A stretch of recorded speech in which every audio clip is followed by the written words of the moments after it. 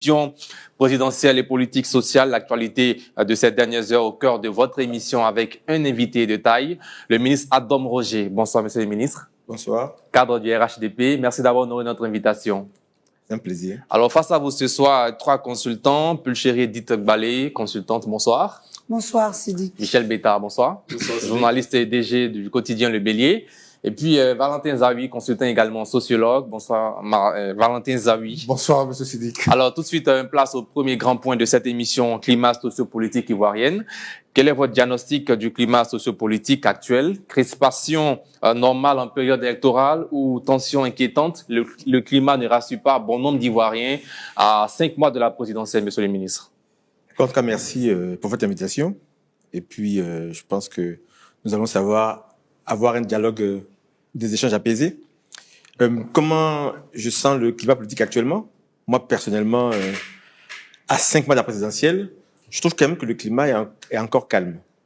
Il y a quelques tensions, il y a quelques, je dirais, pas va-t-en-guerre, mais personnes qui veulent faire tant de climat politique. Mais je trouve sincèrement que le climat politique n'est pas encore tendu. Il est encore apaisé, on a encore l'occasion de discuter, d'échanger, et puis de voir comment est-ce qu'on va s'organiser pour arriver à des élections qui soient démocratiques, transparentes, inclusives, selon le respect de la loi et de la Constitution.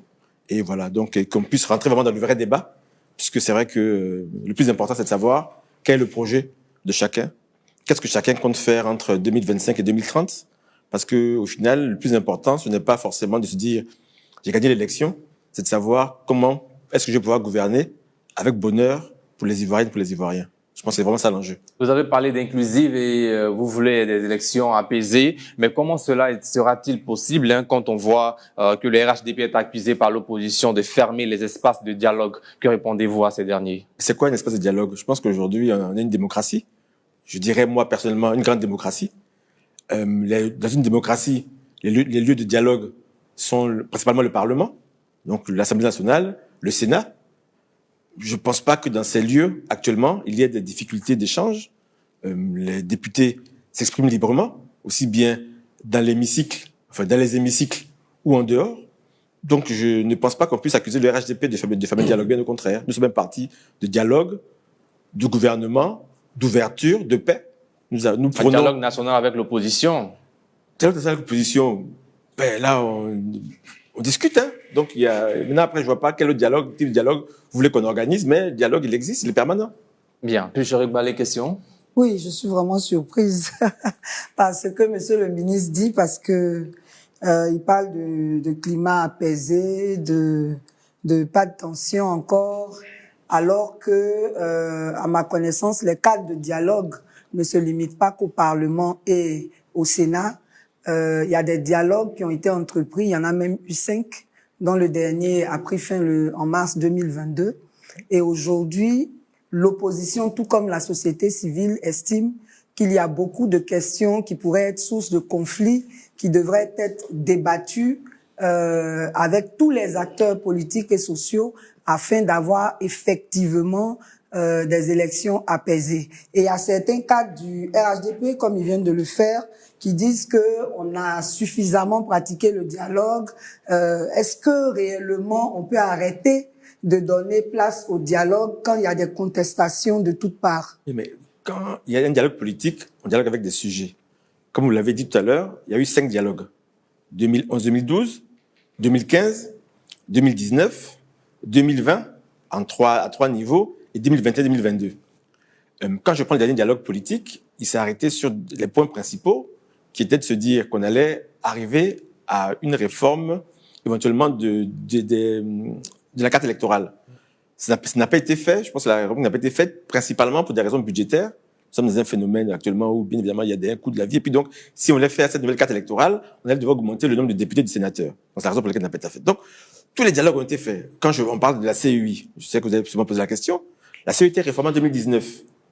En mars 2019, il y a une réforme de la CEI, suite à un dialogue politique, et qui a pris effet en 2020. Et après ce dialogue-là, sur la CEI, il y a eu 4 élections, enfin 3 élections, les présidentielles, les législatives en 2021, et puis les locales en 2023, municipales et régionales couplées. Bon, on me dit aujourd'hui la CEI ne fait pas ce qu'il faut. quand elle est partie aux élections, je vois pas en quoi elle a été indexée. Si je parle des élections de 2023, les locales, avec les municipales régionales, il y a eu un très beau processus. Il y a eu tous ceux qui ont eu des plaintes. Ils ont fait leurs plaintes, ils sont passés devant le Conseil d'État. Il y a eu des auditions. Et je pense que c'est là une vraie démocratie. Donc, vraiment, il y a des moments donnés, c'est pas qu'on ne veuille pas. Je pense que c'est toujours agréable de se voir, de se réunir, de discuter. Mais c'est spécialement pour échanger de quoi? Moi, personnellement, je dis vraiment, je préfère dire personnellement, je ne vois pas qu'est-ce qu'on peut faire encore comme réforme au niveau de la CEI ou au niveau du code électoral. On peut dire la CEI aujourd'hui, on peut dire, faut-il des politiques, faut-il pas de politique? Le choix a été fait en des années 2000, au moment donc de la nouvelle constitution, de la constitution de la deuxième République, et puis de ce qui a suivi derrière, de se dire qu'on fait une CEI qui n'est plus le ministère de l'Intérieur ou de l'administration territoriale, qui est une CEI qui va être avec des politiques et la société civile. C'est le cas aujourd'hui. Il y a des politiques, partis au pouvoir, opposition. L'opposition qui s'est retirée, deux grandes parties de l'opposition, le PDCI et le PPACI. Est-ce qu'il peut y avoir une élection crédible sans ces partis politiques? Mais quand, justement, la CEI, quand on va parler donc du calendrier électoral, je sais que les gens qui vont dire, je ne veux pas anticiper les débats sur la RLE, la révision de la liste électorale. Ça a été un consensus fait par les membres de la CEI, où les partis politiques étaient représentés. Ensuite, même si d'autres partis, en dehors du cadre de la CEI, estiment que ça ne va pas, c'est notre sujet. Donc, je veux dire, c'est pas parce qu'on n'est pas d'accord qu'il faut tout remettre en cause. La CEI, moi, je trouve qu'elle travaille bien. Elle fait ce qu'il faut. On peut ne pas être d'accord sur sa composition aujourd'hui, mais sa composition était consensuelle. C'était un consensus qui était fait en 2019. Pourquoi remettre ça en 2025? Il faut vraiment convaincre. Voilà, moi, personnellement, je suis pas convaincu qu'il faille remanier encore ou réformer la CEI en 2025. Bien, Michel Betta. Bon, moi, mon constat, quand j'entends Monsieur le ministre et j'observe la gouvernance actuelle du RHDP, j'arrive à la conclusion que le RHDP se comporte comme une entité, disons un parti qui a gagné une guerre contre un adversaire. Au point qu'aujourd'hui, même les déshydratats de la classe politique qui estiment que le jeu électoral est vicié et que les institutions qui doivent conduire ce processus-là ne sont pas à certains, ne répondent pas à certains principes qui agréent certains partis significatifs. Le RHDP est arc-bouté sur sa volonté de continuer à conduire un processus dans lequel beaucoup de ceux qui sont censés prendre part, notamment les partis politiques, ne se sentent plus concernés. Donc, c'est à quoi que le RHDP veut maintenir la division, au point que aujourd'hui, je me pose bien la question, est-ce que Monsieur le ministre pense que une élection qui va se dérouler dans un contexte pareil, où le RHDP est le seul parti assuré d'avoir son candidat choisi par les militants dans la course, les autres ont vu leurs différents candidats être exclus de façon, on peut dire juridique, mais aujourd'hui aussi, il faut se poser la question sur cette manière de conduire le droit. Donc, est-ce que Monsieur le ministre pense que une élection qui va se dérouler dans ce climat-là peut être valablement légitimée par une certaine partie de la population? Bien avant de répondre, Michel Ballet-Fera une question là-dessus dans le même sens. Deux autres questions. Par rapport au dialogue comme par rapport à la CEI, je pense que si on est dans un esprit constructif, on devrait pouvoir faire un bilan. C'est vrai que la CEI a été, à l'époque, composée de façon consensuelle, mais en tout cas, je tiens à préciser que nous qui sommes de la société civile, on ne sait pas comment les représentants de la société civile ont été désignés. C'est important de le savoir, mais normalement, dans un esprit constructif et dans le climat où nous sommes, ne serait-il pas indiqué de faire le bilan du dernier dialogue, parce qu'on avait par exemple dit dans ce dialogue qu'il devrait y avoir un comité de suivi qui n'a jamais fonctionné, on n'a jamais vu les résultats de ce comité. La CEI aussi, elle a été composée par rapport à une autre CEI antérieure qui ne convenait pas à tous les acteurs. Est-ce qu'il ne faudrait pas faire un bilan au lieu de s'entêter à vouloir aller avec cette CEI qui pourtant est contestée par tous, et même la société civile? Déjà, je ne saurais vous dire comment si la société civile ont été nommées. Non, moi je vous l'affirme. Oui. Non, mais c'est pas parce que vous avez affirmé que je dois vous croire. Ouais, au contraire. Je dis qu'en fait, qu'au final, c'est que de ce que je sais, ils ont pris des personnes, de la société civile, qui ont compétence dans le domaine. Après, sont-ils compétents ou pas, Qu'est-ce c'est qu'on notre problème. appelle compétence? C'est la première chose. Pour revenir à ce que dit M. Betta sur, comment dirais-je, le fonctionnement du RHDP, ce n'est pas parce que les décisions vous sont contraires qu'elles sont mauvaises. On est dans une démocratie avec 3 piliers du pouvoir qui sont l'exécutif, le législatif, puis le judiciaire. Il y a la suspicion que l'exécutif manipule le judiciaire. Suspicion légitime. Elle peut être légitime, mais elle peut être fausse. Non. Donc moi, j'estime que votre suspicion est fausse. On a les Pourquoi? Après, on va me dire, OK, on n'est pas d'accord sur certains points. Donc, si à un moment donné, un juge s'estime compétent pour prendre une décision à laquelle il croit, pourquoi voulez-vous forcément que le politique ou bien que l'exécutif ait eu ce mot à dire? Faites-lui confiance en ce juge qui donne la justice pour la République, au nom du peuple ivoirien, et dites-vous que ce monsieur peut l'avoir, ou cette dame peut l'avoir dit à son âme et conscience, en espérant avoir dit le droit. Pourquoi estimez-vous que quand une décision ne vous est pas favorable, automatiquement, elle est manipulée? Quand je prends aujourd'hui certaines personnes qui sont passées des listes électorales, il y a des raisons objectives. Vous pouvez me dire après, ça peut être juste ou injuste, ça c'est notre problème. Mais une décision de justice ne se commente pas. Je ne suis pas juriste, je ne suis pas juge, je ne suis pas avocat, je ne suis pas procureur, donc je n'ai pas besoin de savoir si la mesure est juste ou pas juste. Je sais savoir, est-ce que cette mesure est conforme à nos lois? Est-ce que cette mesure est conforme à notre constitution? Une fois qu'on a ces réponses-là, derrière, je me dis que le droit s'applique. Mais faut-il pas prendre des mesures exceptionnelles au nom de la réconciliation et pour un climat apaisé pour ces élections? Maintenant, après, je prends, bon, on parle de manière sibylline. On parlait de, oui, par exemple, je prends l'exemple du président Gbagbo, grâce ou amnistie. Le président Ouattara a fait ce que la Constitution lui donne comme pouvoir. De se dire, moi, je signe une grâce présidentielle pour le président Gbagbo, comme il a dû le faire, je pense, si mes souvenirs sont bons, pour Charles de Goudet, en disant, voilà, je vous donne une grâce. La grâce, c'est ce que, aujourd'hui, la Constitution lui donne comme droit. Il y a la notion après de l'amnistie. L'amnistie, c'est différent. Parce que l'amnistie, c'est un projet de loi qui peut être initié soit par le gouvernement, soit par le Parlement, et puis qui est voté. Sachant que la différence qu'il y a entre la grâce et l'amnistie, c'est que la grâce pardonne, mais conserve la peine, en disant que la personne a fauté sur ce point ici. L'amnistie efface tout. Donc, à partir du moment qu'on prend une amnistie, il y a des fois, quand il y a quelqu'un qui était condamné, c'est qu'il y a eu des victimes. Les victimes peuvent se plaindre. C'est un droit légitime de dire, mais j'ai été lésé par cette personne-là. Vous lui donnez une amnistie comme si ce crime pour moi n'a pas existé. Donc, il faut tenir compte de tous ces contours avant de prendre des décisions. Donc, pour revenir, je veux dire, ayez confiance en la justice. Ne vous dites pas forcément que si la décision qui est prise ne nous est pas favorable, ça veut dire qu'elle n'est pas juste. Bien, Valentin Zawi. Oui, alors, bon, j'écoute Monsieur le Ministre et puis j'ai une réflexion qui me vient comme ça. J'observe que dans notre pays, depuis 35 ans que nous sommes dans le système multipartisan, quand on est dans l'opposition, on estime que la justice est sous ordre. Ouais. Et puis, comme par enchantement, quand ce parti dans l'opposition arrive au pouvoir, alors qu'il n'y a eu aucune réforme structurante au niveau de la justice, du coup, on trouve que la justice elle est indépendante. Alors, j'ai du mal à... Comment est-ce qu'on explique ça? Ben, ça peut être la réalité du pouvoir. Peut-être que quand dans l'opposition, on rêve un peu. C'est ça. Et puis quand on est au pouvoir, et puis on voit la réalité des choses, la réalité de la vie, des difficultés, des contraintes, on se rend compte que, au final, les décisions prises ne sont pas si inutiles que ça.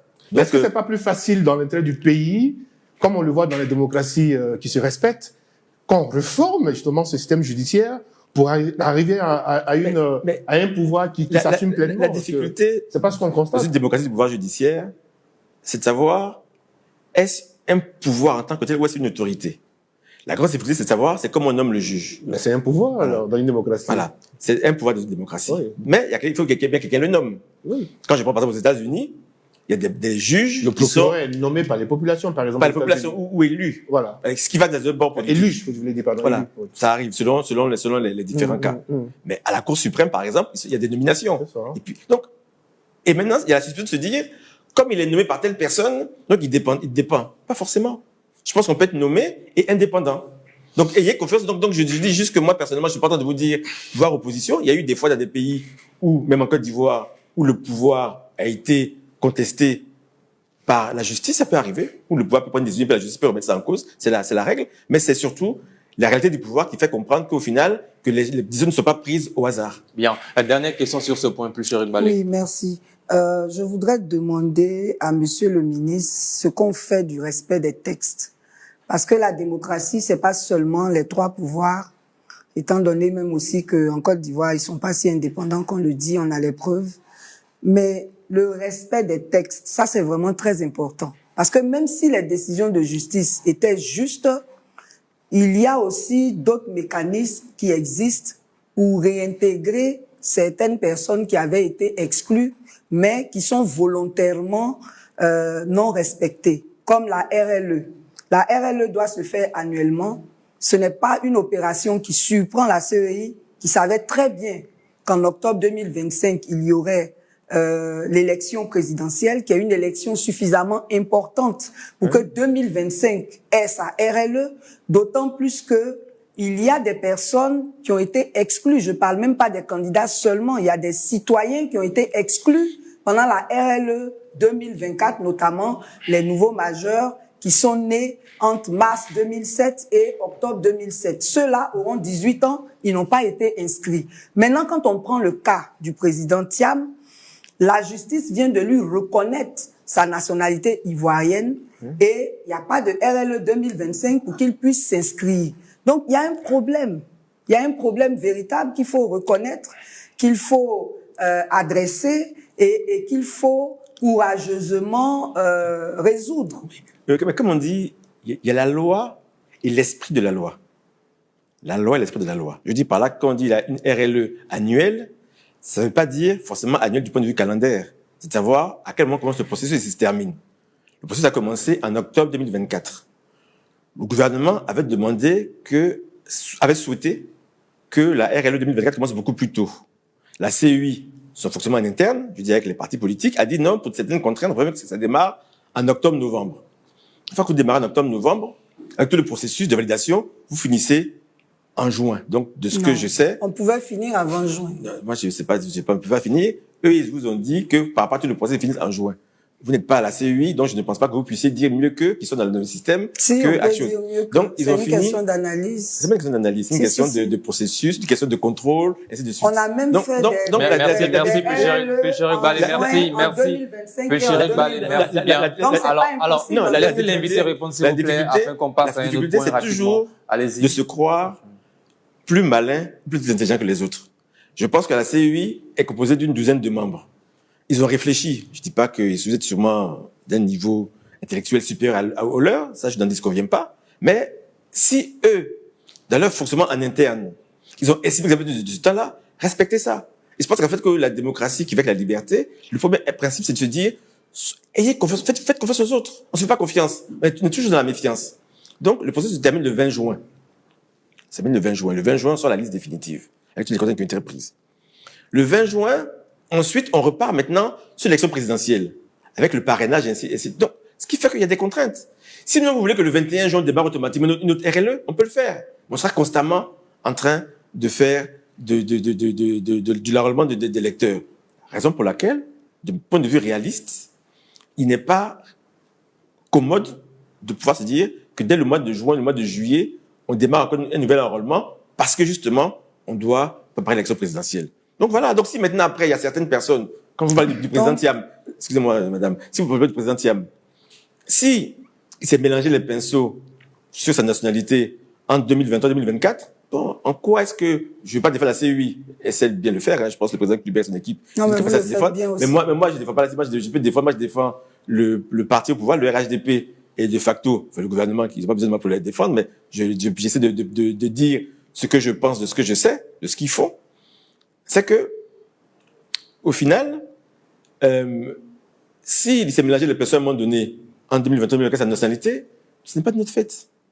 C'est de sa faute, la faute de ses conseillers. Bien, merci. Non, donc il pourra se réinscrire. Merci, monsieur le ministre. Alors, nous allons maintenant passer à un autre point, l'actualité liée à votre parti politique, le RHDP. D'accord. Le mois prochain, le RHDP tient un grand rassemblement, son congrès ordinaire. Quel est pour vous l'enjeu principal de ce grand rassemblement? Ben déjà, j'ai vu dans un journal, c'est vrai, il n'y a pas très longtemps, là, il y a 2 jours, comme quoi on était illégaux puisque on avait dit tous les 5 ans et ça fait 7 ans qu'on n'a pas fait de congrès. Donc, il faut le faire. Il faut justement, le congrès doit avoir lieu. Il y a quelque part violation des textes? Mais il y a On a plus eu le congrès de président même, 2018, le président, 5 ans c'est 2023, C'est ça. il n'y a pas eu de congrès jusque-là. Bon, c'est pas grave, on a prolongé le président par différents modules, différentes manières, et on aura le congrès le mois prochain. Donc, avant tout, il y aura des pré-congrès qui vont démarrer dès la semaine prochaine. Donc, chez le pré-congrès, on fait, puisque un congrès, il y a à peu près 7 000 à 9 000 membres statutaires au niveau du RHDP. Et on a beaucoup de militants. Nous avons plus de 2 millions de militants actifs.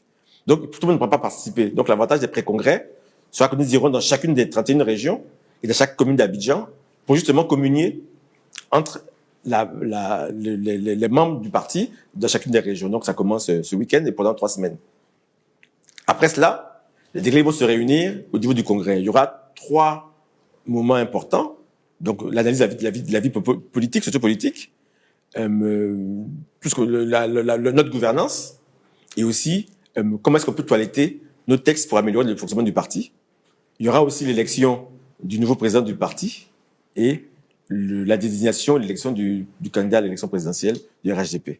Donc voilà, grosso modo. Mais principalement pour nous, ce qui est important, c'est de se réunir pour avoir un parti qui sera encore tourné vers l'avenir, parce que nous pensons que c'est au RHDP que nous avons la capacité à pouvoir créer le mieux l'avenir, donner le plus d'avenir et de rêves aux Ivoiriennes et aux Ivoiriens. Il y a Michel Beta. Oui, il a dit, hein, le RHDP fait rêver selon lui, mais la réalité est tout autre. Hein. Aujourd'hui, nos jeunes, 80% sont presque sans emploi, ou bien en précarité d'emploi, et ça, c'est à l'actif du RHDP qui, depuis 2010, est au pouvoir. Donc, moi, je pense que, monsieur le ministre, la question qui me vient tout juste à l'esprit aujourd'hui, vous avez dit, hein, ça c'est vous-même qui le dites, comment vous jugez le climat sociopolitique aujourd'hui, D'accord. Social, économique et tout cela, hein, au niveau du RHDP, de votre gouvernance? D'accord. C'est vrai que sur le point des jeunes est très intéressant, parce que quand on a pris le pouvoir, on était à 95% de taux de précarité. Aujourd'hui, on est à 75%. Donc, c'est peut-être pas suffisant, mais il y a quand même 20 points d'amélioration. Ça, il faut le signifier, parce que faut savoir d'où on vient. Parce que c'est vrai que quand on critique, il y a deux manières de critiquer. On peut critiquer dans l'absolu, au point d'aujourd'hui, comme on peut voir l'évolution. Et ce qui est important avec le RHDP, c'est que l'évolution est positive. L'évolution n'est pas négative. Nous sommes dans une spirale négative, nous sommes dans une évolution positive. Donc, c'est en ça qu'on fait rêver. On se dit qu'on a eu la capacité, sous le leadership du président Alassane Ouattara, de faire mieux qu'ont fait les prédécesseurs. C'est vraiment ça qu'on veut voir, parce que la Côte d'Ivoire a changé de dimension. Donc, le climat sociopolitique, aujourd'hui, c'est vrai que quand on le compare à ce qu'il était en 2010-2011, quand on le compare à ce qu'il était en 93-99, sincèrement, ça n'a rien à voir. Je pense qu'aujourd'hui, nous sommes sur un plateau de télévision, nous sommes 5 autour de la table, j'en connais 2 au moins, de manière avérée, qui ne dépassent pas forcément comme moi, vous, du point de vue politique, madame, du point de vue de la société civile, mais on discute, on échange. Et ça, c'est un climat d'apaisement. Il y a 10 ans, il y a 15 ans, on avait des difficultés à le faire, mais si jamais on le disait, il y avait automatiquement, enfin, je vais pas citer un groupe de personnes, des jeunes qui venaient devant chez vous pour vous menacer. Aujourd'hui, ça se fait pratiquement plus. Ça se fait pratiquement plus. Et c'est ça. Donc, on est sur un plateau de télévision, on discute de politique, nous ne sommes pas d'accord, nous échangeons, et une fois qu'on a fini, enfin, j'espère, hein, que j'aurai pas de représailles de votre part. Hein. Non, voilà. je ne sais pas le faire ça. Et c'est justement ça. C'est justement ça, avec ce débat politique-là. Après, on n'est pas d'accord sur tout, c'est normal. Nous sommes 30 millions d'Ivoiriens. On n'a pas l'ambition de se dire, tout le monde pense comme nous. Il n'y a pas de pensée unique. On veut juste... L'inflation, la vie chère, la vie chère. C'est ça des questions qu'on abordera. On va parler du RHDP pour l'instant. Non, monsieur le ministre, on abordera plus tard. Non, mais il n'y a pas de souci. Donc, pour l'instant, c'est la qualité autour du parti. Voilà. Sur le parti aujourd'hui, donc, comme je vous dis, nous allons renouveler nos structures, faire le congrès 17 et 18 juin à Abidjan, au parc des expositions, une œuvre magnifique qui était faite sous notre gouvernance, il faut le préciser. Je pense que vous êtes fiers de voir ça. Ça ne tend pas le climat de voir, de dire, de reconnaître que nous n'avons pas de disposition. Ça a été bien tracé dans le plan directeur de la Côte d'Ivoire. Oui, il faut le faire. Mais moi, je peux bien. Merci Michel Beta. Merci monsieur le ministre. Donc voilà, c'est ça. Donc voilà, au final, on va nous renouveler nos instances, toiletter les textes de notre parti et être prêts pour la présidentielle. Et on espère que notre candidat sera connu à cette date-là et surtout qu'il pourra gagner l'élection largement 2025. Monsieur Rigba, les questions.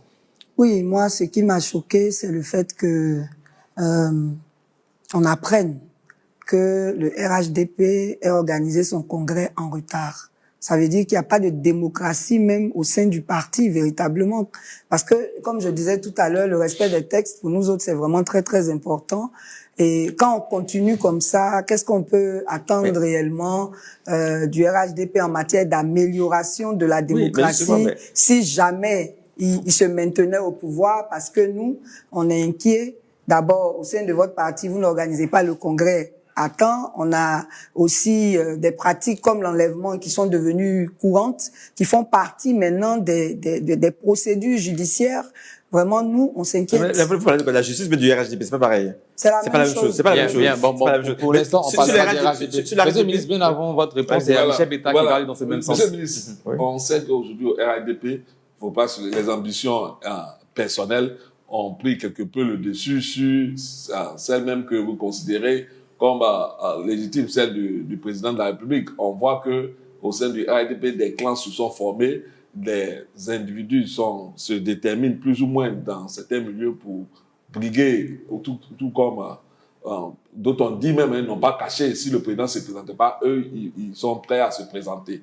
Je veux dire, quelle est l'ambiance aujourd'hui au sein de votre parti quand on voit toutes ces ambitions personnelles? Je peux dire que vous avez des endroits où je ne veux pas.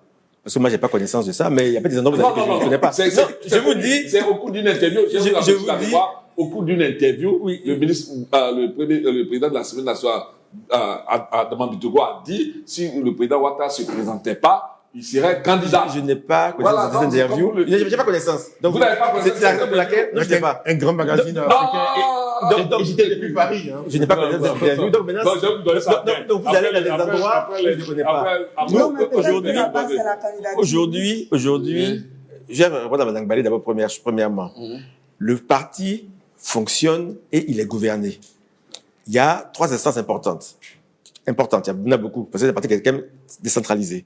Il y a le présidium qui fonctionne, dirigé par le président de la République, président du parti, président du RHDP.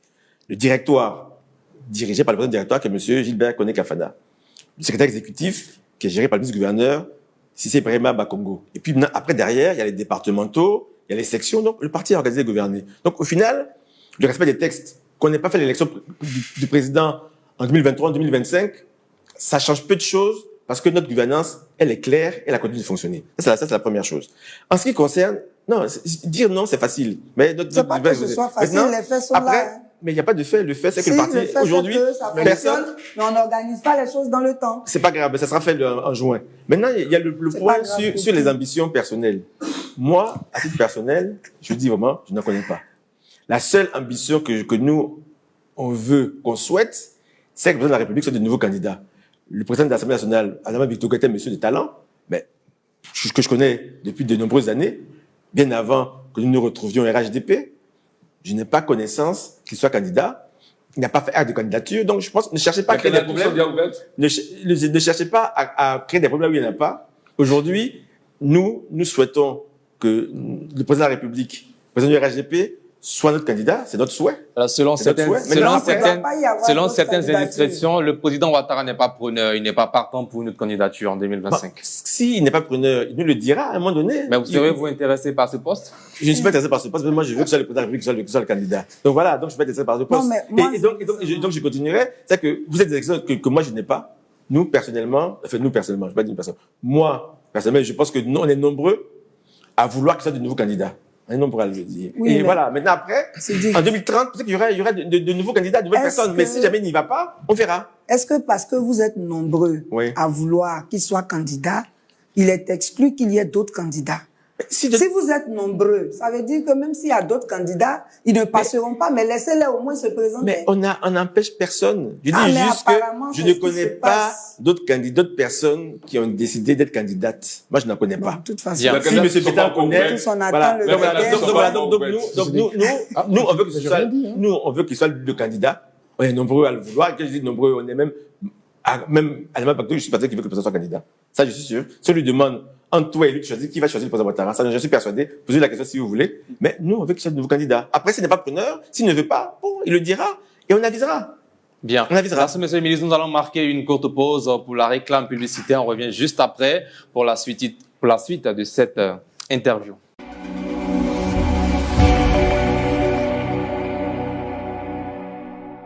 Un Un gouvernement, un porte-parole et une ligne téléphonique qui ne cesse de sonner. J'appelle encore. Service après-vente du gouvernement, bonjour, qu'est-ce qu'on peut faire pour vous? Chaque jour, il reçoit des appels de tout le pays et même du monde entier. Et les situations sont toujours plus incroyables. Depuis Réagis et Retouraille a sorti, il y a un qui a éliminé. Tout le monde sait ça. Mais le Tidjar qui a absorbé, qui était sur les Nice, un coup comme ça, ils ont enlevé. Bon, je débat si après ils ont enlevé, après est-ce qu'ils vont me remettre? Oh, c'est ça qui a fait qu'ils appellent. La femme qui vend Dokounou juste derrière la station de la Riviera 2 là. Elle est sortie aujourd'hui. Quelle dame ça? Un problème de dans le quartier? Une crise diplomatique? Un scandale économique? Au service après-vente du gouvernement, tout est prétexte à satire et à éclat de rire. Arrêtez de mentir. Nous, depuis qu'on a commencé notre mandat là, on n'a jamais fait de restage. Voilà. Nous, c'est rationnement fait. Qui a été à la lumière là? De l'actualité, de l'humour et une bonne dose de dérision. SAV.gouv, c'est du lundi au vendredi sur Reflet TV à partir de 19h40. C'est ça, les Anglais disent The like with Lele, la vie qu'elle a là. SAV.gouv, attention, ça risque de piquer. Attirer une cible plus grande, dynamisez vos chiffres. Contactez notre service marketing et commercial au 05 05 199 199 ou au 07 77 600 600 ou envoyez tout simplement un mail marketing@reflet.tv. Reflet.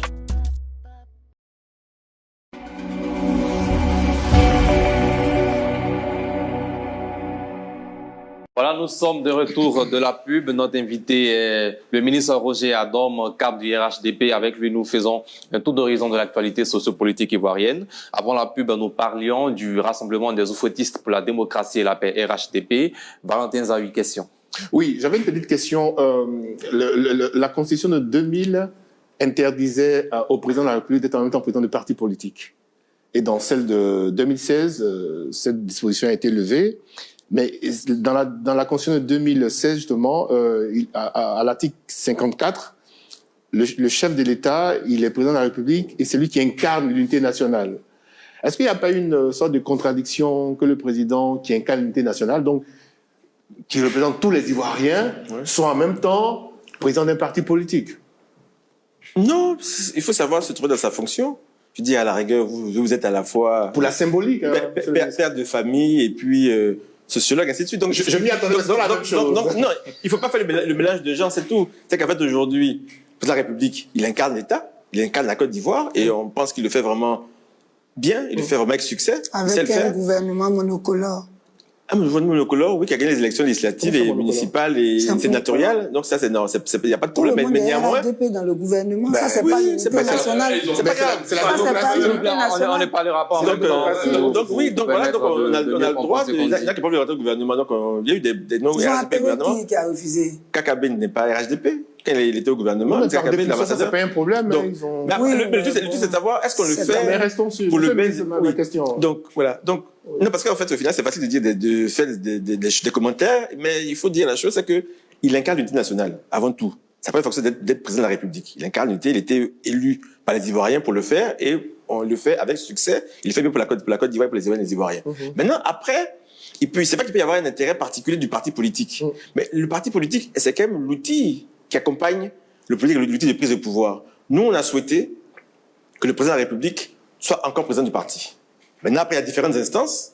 Il ne suit pas le parti au quotidien comme il suit l'État, parce que, comme je vous disais, il y a un secrétaire exécutif, il y a un directoire qui fonctionne avant que les décisions ne lui arrivent. Mais quoi qu'il en soit, il œuvre principalement pour l'unité nationale et puis il incarne l'État. Bien. Alors, on passera à un autre point pour question de temps. Il s'agit de l'actualité autour de l'opposition ivoirienne. Est-ce que pour vous, aujourd'hui, selon vos analyses, l'opposition ivoirienne est-elle responsable?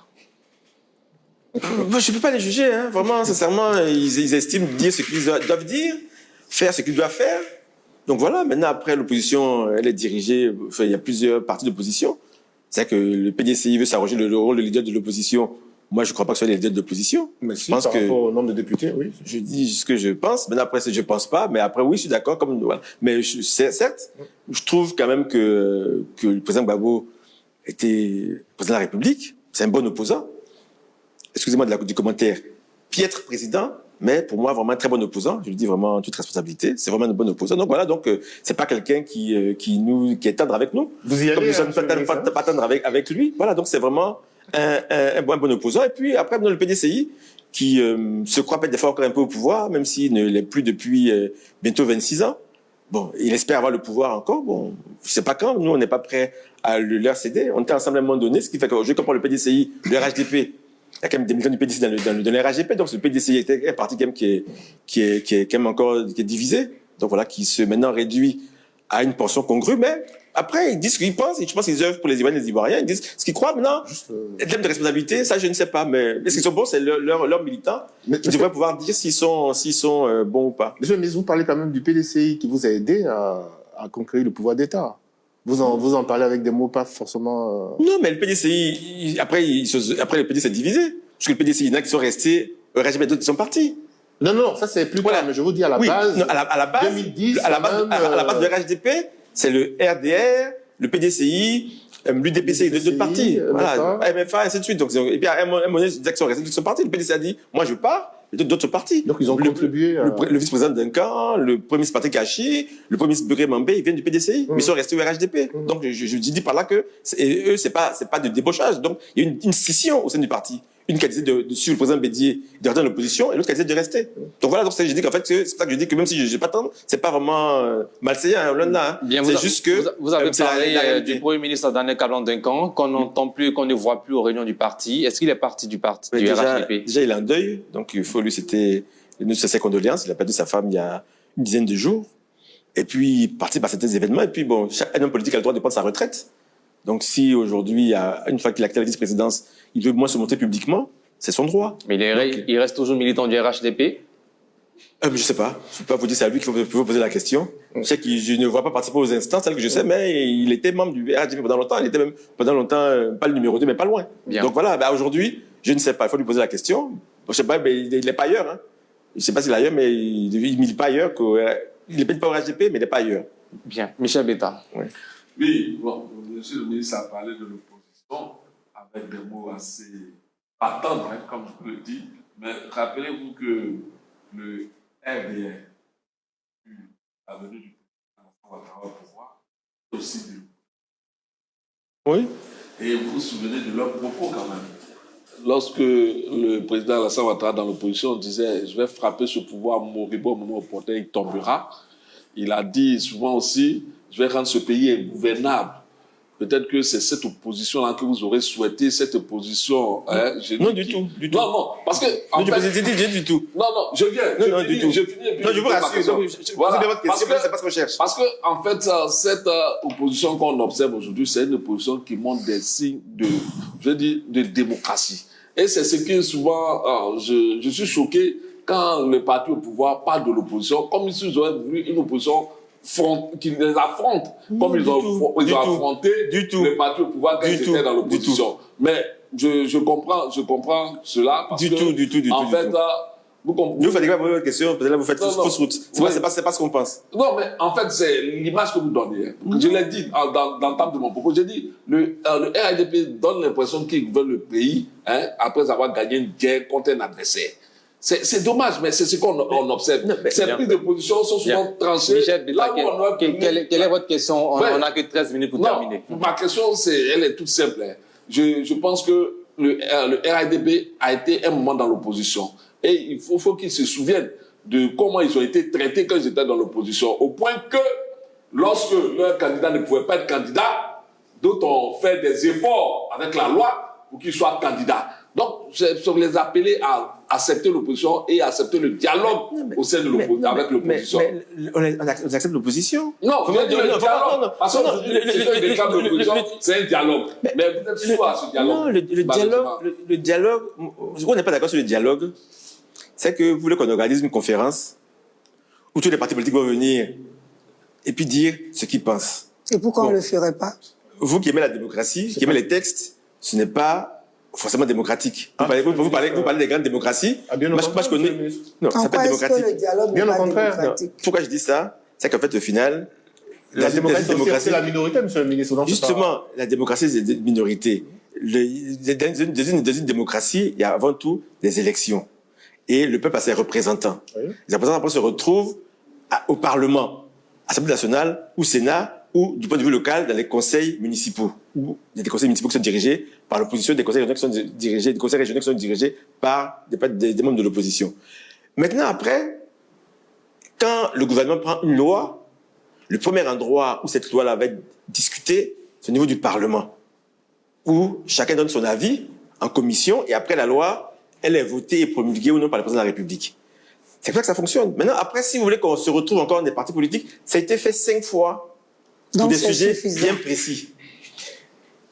Les sujets, moi personnellement, comme je l'ai dit depuis le départ, je ne vois pas encore aujourd'hui de sujets sur lesquels nous devons nous asseoir pour discuter, parce que vous êtes du PDCI, vous êtes comme un parti d'opposition, vous échangez librement, même avec le président Bictogo à l'Assemblée nationale. Vous parlez avec la présidente du Sénat, Kanakama, vous discutez, même si ça fait que vous avez que 2 ou 3 sénateurs. Donc je pense sincèrement que ce dialogue, on peut le faire, mais c'est plus une perte de temps dans l'état actuel des choses qu'autre chose, parce que je pense que le pays doit avancer et il faut faire fonctionner la démocratie en le fonctionnant dans les vrais lieux du pouvoir qui sont le gouvernement et le Parlement et le contexte local.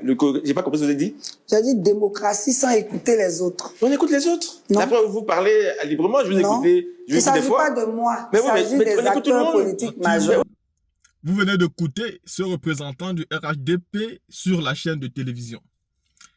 En effet, la position qu'il prend en vous disant qu'il ne voit pas la nécessité d'un dialogue politique doit tout de suite vous faire comprendre que c'est la position de son parti politique. Le RHDP ne voit pas la nécessité d'un dialogue politique. Mais qui aurait pu croire ça dans les années 2010, 2009, 2008, 2000, 2002, 2003, 2004, 2005, jusqu'en 2011. Le RHDP voulait toujours le dialogue. Et pour dialoguer, ils étaient prêts à partir partout. Et quand bien même les concessions étaient faites, pour eux, ce n'était jamais suffisant.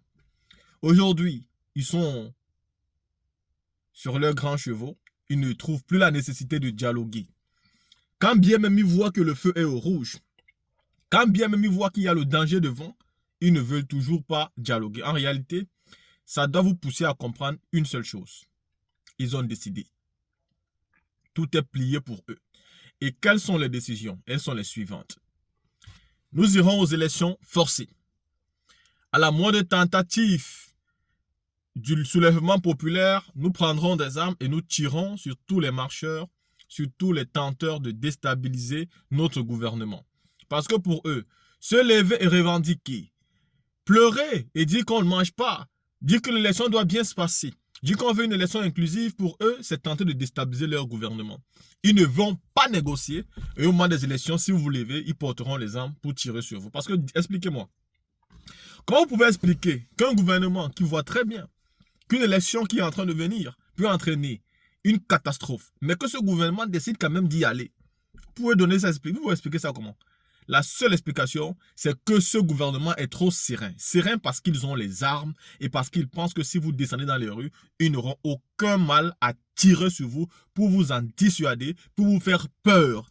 C'est clair, c'est plié. On est à 5 mois d'élection présidentielle. Vous pensez réellement que le gouvernement en place va organiser c'est pas un dialogue politique? Non, non, non, non, non. Alassane Ouattara va faire exactement ce qu'il a fait en 2020. En 2020, l'opposition a demandé le dialogue. Et le monsieur a organisé le dialogue juste après les élections. Souvenez-vous, Ahmed Bakayoko, il organise le dialogue après les élections. Pour les élections de 2021, qui n'étaient pas les élections présidentielles, qui étaient toujours les petites élections. Mais le grand frère des élections, qui est la présidentielle, Ouattara ne veut pas organiser de dialogue par rapport à ça. Et quand ceci va passer, il va encore organiser le dialogue après.